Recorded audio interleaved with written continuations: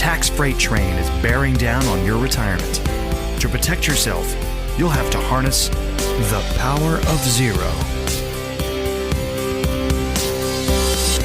Hey folks, welcome to the Power of Zero show. I am your faithful host, David McKnight, best-selling author of The Power of Zero, Look Before You Lerp, The Volatility Shield, and most recently available on Amazon or wherever you buy fine books, Tax-Free Income for Life. If you are looking for someone to help you navigate all the pitfalls that stand between you and the 0% tax bracket, head on over to davidmcknight.com. We'll hook you up with a member of our elite POZ advisor group. They've been trained, vetted, qualified by me. I've personally trained all of these people. They are in the very top echelon of tax-free retirement experts in the nation. If you are looking to transition your practice to a Power of Zero practice, you can head over to powerofzero.com and we can talk about how to do that there. Would always love a follow on Twitter. It's at McKnight&Co, at McKnight&Co, and would love a review of any of our books, particularly Tax-Free Income for Life. It just came out, so we're always in search of reviews. You've done a great job reviewing Power of Zero, by the way, but Tax-Free Income for Life, we need a few more reviews, so would appreciate that as well. And as always, subscribe. That way you'll get a little email letting you know wherever you listen to podcasts that the podcast is available. Okay, let's jump right in today. I am going to talk about something that's near and dear to my heart, and that is the occasional negative Amazon review. Just to give you an idea, on the Power of Zero, 92% of the reviews are 4 and 5 stars. I don't have an ego about this. Not everybody is not required to think about my book in the same way. I just hope this is an educational and constructive sort of exercise that we do today. 92% are either 4 or 5 stars. I think it's 81% are 5 stars and then another 11% are 4 stars. And then the remaining 8% of reviews are divided between 3 stars, 2 stars, and 1 star. What I wanted to do today was to deconstruct or to rebut, if you will, one of the more negative reviews. I think it was a 1-star review. And it had, if you were to go on Amazon, you can see you can actually say that you found a review helpful. And I think 56 people said they found this review helpful. What I wanted to do was I wanted to go through each point that the reviewer brings up about the Power of Zero and rebut it and give an alternative perspective. I think this is a useful exercise. My way of viewing the investment world and the retirement landscape is not the only way of viewing it, but I think that it's important to fully air all of the different perspectives that are available out there and talk about why we believe the way that we believe. So I'm going to jump right into the review. And he says, I have very mixed feelings about this book. Among the things I really like are, 1, its emphasis upon the importance of tax planning as an important part of retirement planning, and 2, concrete examples of how tax planning is performed that demonstrate the complexities involved. And then he gets into the negative sides. He's got a lot of negative things, so we'll jump into these one by one. On the negative side, this book is premised upon a misleading assertion, one that any good undergraduate textbook on taxes and tax planning warns every student against. Simply put, the goal of tax planning isn't to reduce or even eliminate taxes. Rather, it is to maximize the after-tax funds available for spending. From this perspective, investment fees are just as bad as taxes, since both reduce what's available for spending. Certainly, reducing taxes is an important tool to achieve the ultimate goal, but reducing taxes while at the same time letting investment fees leap up, i.e. fees associated with life insurance policies, isn't usually the best route to maximize spending over the course of retirement. All right, so the first thing that I'd like to address is his notion of that you can't really let the tax tail wag the investment dog, as it were, or the tax tail wag the entire investment strategy approach. What he's subscribing to here is what we call a tax diversification, which basically says we don't know where tax rates are headed in the future. Therefore, we should have some money in each of our investment buckets. And you can actually Google the phrase tax diversification. Basically says you don't know where taxes are going to be down the road. Therefore, you should diversify. You should have half your money, half your investment dollars in tax-deferred. You should have half your investment dollars in tax-free.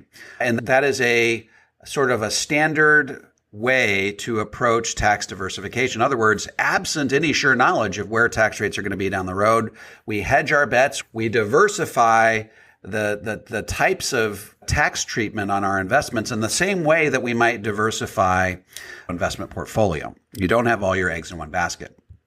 So I would say that if we didn't have any indication, if we didn't have any data, if we didn't have any idea about the future fiscal trajectory of our country, I think that this is a very well-reasoned approach. The problem is, and this is what I make very clear in The Power of Zero, I think it's naive to think that your taxes, even 10 years from now, could be lower than they are today. And I've gone to great lengths to try to make the case that the fiscal trajectory the fiscal trajectory of our country cannot sustain the current level of taxation. We are not bringing in enough revenue into the U.S. Treasury. This is not something that I am alone in believing. You can read, as I've mentioned in past podcasts, the words of Ray Dalio, who's a huge hedge fund manager. He's very well respected. David Walker, former Comptroller General of the federal government. Larry Kotlikoff, foremost expert in the world on fiscal gap accounting. And of course, my friend Ed Slott. Maya McGinnis, who is the president of the Committee for a Responsible Federal Budget, I believe is what it's called. So they all believe that absent a dramatic cut in spending, tax rates will have to go up or we go broke as a country. And unless you believe in modern monetary theory where you can print your way out of all your problems, tax revenue will have to go up, or before we know it, we will have to keep borrowing to the point where the interest on the national debt will consume the entire federal budget. And as David Walker famously says, what do you get in exchange for interest on the national debt? Nothing. It's just the cost of running the money that you've already spent. Here is the problem that I've observed. And I'll tell you a quick anecdote from my speaking experiences across the country. Pre-COVID-19, as I did close to 90 speaking engagements per year. And so I spoke in front of a lot of groups, and I would routinely ask these groups, how many of you guys believe that tax rates in the future are likely to be dramatically higher than they are today? And you know what? Every hand in the room goes up. I then ask a following question. How many of you have the lion's share of your retirement savings in tax-deferred vehicles like 401ks and IRAs? What that tells you is that there is and all the hands go up, by the way. What that tells you is that there's a massive disconnect in terms of what people think about the future of tax rates and what they're actually doing about it. And they all recognize by the time my presentation is done that they need to start repositioning those dollars, that it makes mathematical sense to reposition those dollars to tax-free. You don't have to believe that tax rates in the future are going to be higher than they are today. But if you do believe that, then tax diversification is not an adequate approach to solving it. If you believe that tax rates in the future are likely to be higher than they are today, in other words, if you think that the tax you pay today is lower than the tax that you might pay 6 to 10 years from now, you should systematically reposition those dollars in the tax-deferred bucket to tax-free, okay? It's not a question of tax diversification, splitting up half and half. There's actually a mathematically perfect amount of money to have in your tax-deferred bucket, and it's rarely a 50-50 split. For a married couple without a pension, it's on the order of $350,000. If you have $2 million in your tax-deferred bucket and you split it 50-50 between those two buckets, you're going to have $1 million in tax-deferred. You're going to have $1 million in tax-free. In a rising tax rate environment, that is not the mathematically best way to wring the most efficiency out of your retirement dollars. So I suppose if we didn't have any clue about the future fiscal trajectory of our nation, then you could take the sort of generic tax diversification approach to retirement. But there is more than adequate evidence that we are in a rising tax rate environment. And as I've long said, in a rising tax rate environment, there's a mathematically perfect amount of money to have in each of your three buckets. Okay, I'm going to talk about his mention of LIRP fees in this next section, but let's dig into his next complaint. The uninformed reader of this book would certainly come away with the impression that life insurance is as good or better than a Roth IRA as a mechanism for maximizing spending funds over retirement. This is decidedly false. It's not that hard to set up Roth IRAs with no annual fees and investments that amount to 0.10% or less on an annual basis. Pardon me. All-in fees for life insurance policies are 10 to 20 times larger. If you want a simple guide to minimizing Roth investment fees, search here on the Amazon website for Investing Made Simple by Mike Piper. I think he's set up what we call in the political world a straw man. In other words, he's basically trying to make the case that in my book, I am saying that there is this dichotomy that you should either put money into a Roth IRA or into an LIRP, and you have to choose. Now, I have long maintained that it's always been my position that the cost of a fully funded LIRP are 1.5% of your bucket per year on average over the life of the program. And there is no arguing that this is more expensive than an index fund or a Vanguard fund or what have you. But you got to remember that these two things are not designed to do the same thing. If low fees were really what we were after, we'd simply put everything into a savings account. The real question is, what are you getting in exchange for the money you're paying? An S&P index fund, for example, compared to an LIRP is not an apples to apples comparison. Why? Because you're getting something useful in exchange for that 1.5%, namely a death benefit that doubles as long-term care. You're getting something in exchange for that money. Yes, it's a higher fee, but yes, you are getting something in exchange for that higher fee. It's if you go to the car dealership and you get the Honda Accord that's all decked out, it's going to cost more than the bottom level Honda Accord because you're getting something useful in exchange for that. So it's not really a useful comparison to say that I can take money otherwise earmarked for an LIRP, put it into an index fund, and save money in expenses because you are getting something useful in exchange for those fees that you're paying into the LIRP. By the way, lots of 401ks and lots of money management accounts charge you 1.5%, but that's primarily because you're getting something useful in exchange for it. The other thing that I think that we have to be careful of is with the index fund, you're not getting a death benefit. You're not getting long-term care. Dave Ramsey loves to do this when he critiques life insurance. He says, hey, you could take that money, that $500 a month that you're putting into an LIRP or a whole life or whatever he calls it, and you could put that into a mutual fund that's getting 12% per year, and you're going to end up this many hundreds of thousands of dollars ahead. It's not an apples to apples comparison. It's all fruit salad, namely because he's not subtracting out investment fees. He's not subtracting out the cost of life insurance.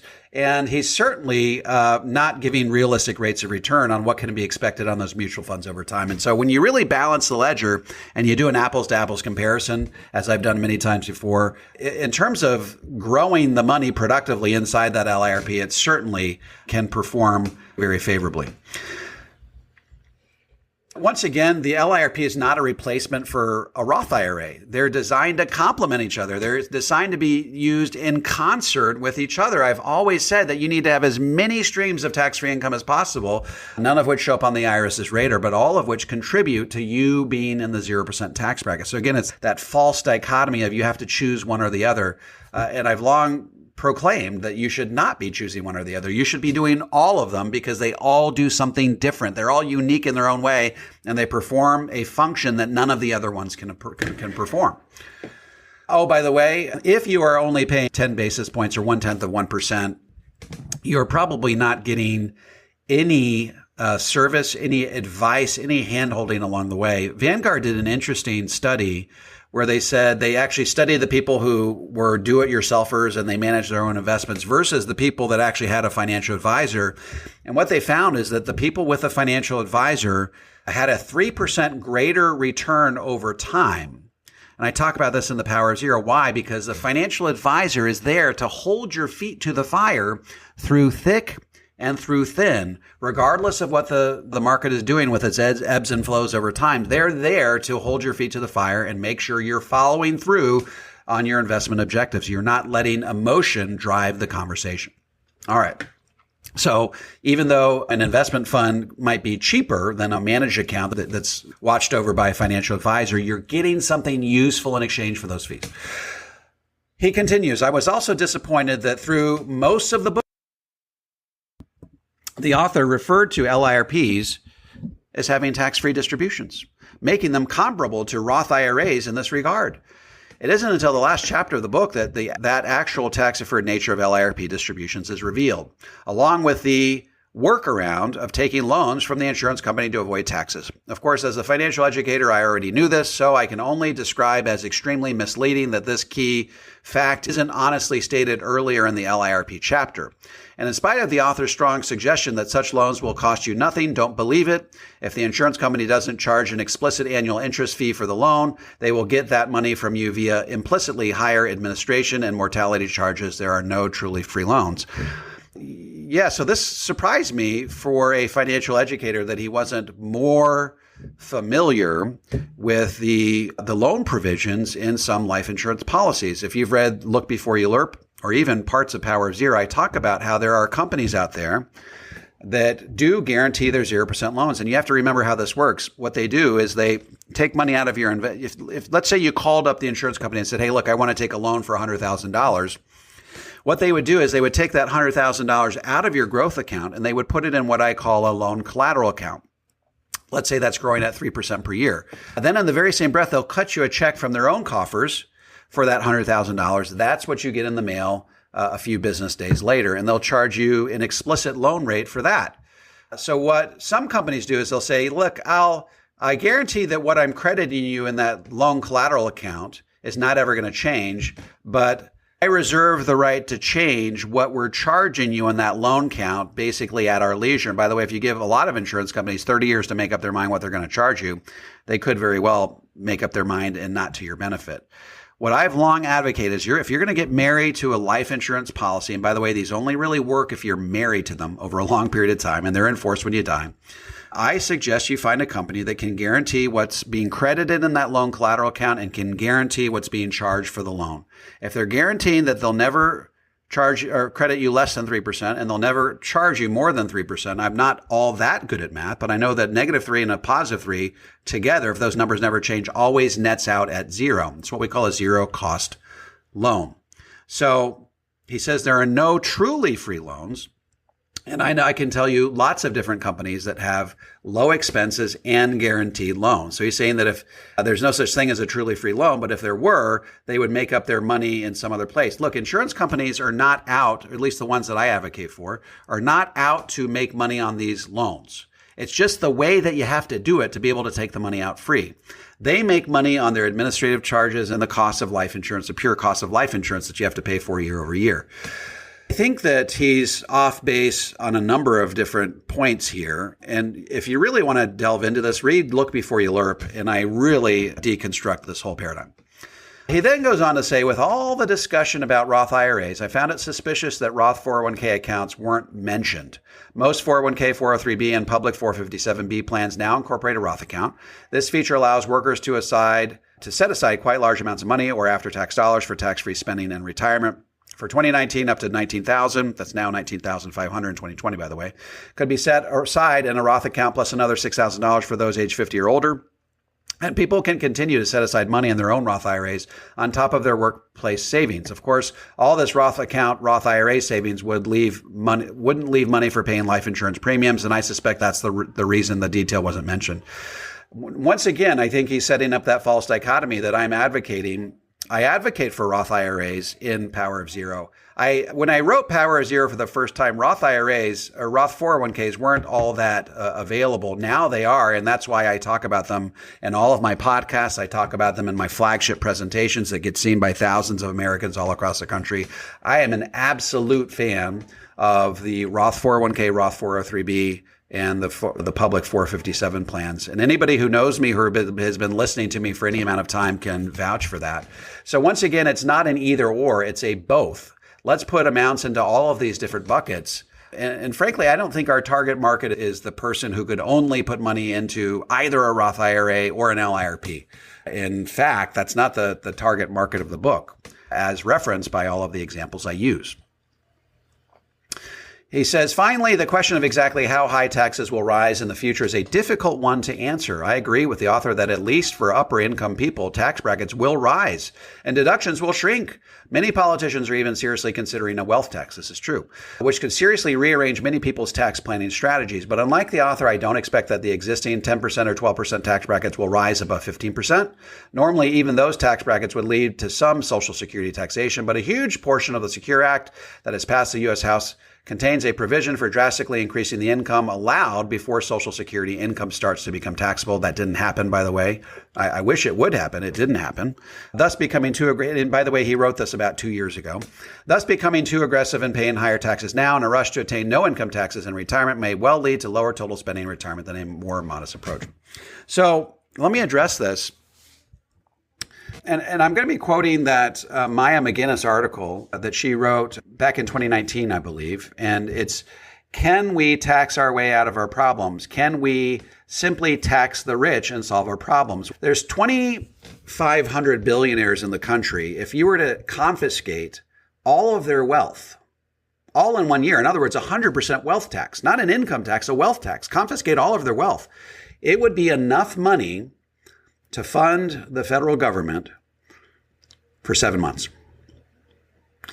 So what Maya McGinnis talks about is that you have to broaden the tax base. David Walker, as I mentioned last week in his new book, talks about you have to broaden the tax base. You are likely going to see a scenario where most Americans are paying a 30 to 40% effective tax rate. Okay, that's not a marginal tax rate. That's a 30 to 40% effective tax rate. In other words, how much of your retirement savings will you give up on a year-over-year basis?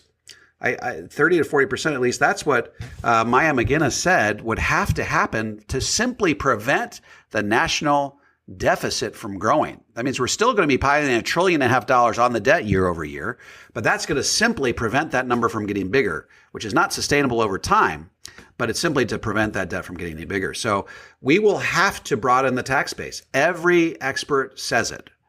Yes, I do not believe that the 10 and 12% taxes that 2/3 of Americans are paying, the tax brackets that they're currently in, I do not believe that's sustainable over time. We have to broaden the tax base, and we go bankrupt if we don't.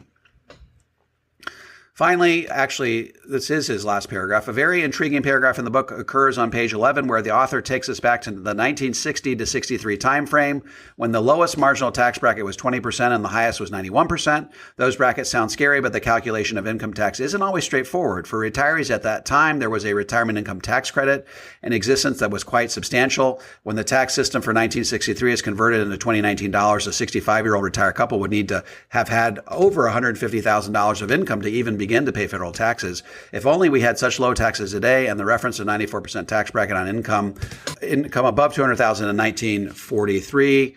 He says that in 2019 dollars, it's over $3 million. So yes, the whole point is to, in mentioning those past tax brackets, is to lull people out of their false sense of security that we have tax rates that are low today. They've always been low, and they'll always be low in the future. By the way, you will not have a $150,000 tax credit or tax deduction. It's $24,800. It goes up slightly once you reach age 65, but $24,800, that means you can experience income from any number of sources up to $24,800 before you start paying taxes. Anything above and beyond that, you start getting taxed at 10, 12, 22, 24, 32, 35, then 37 under today's tax rates.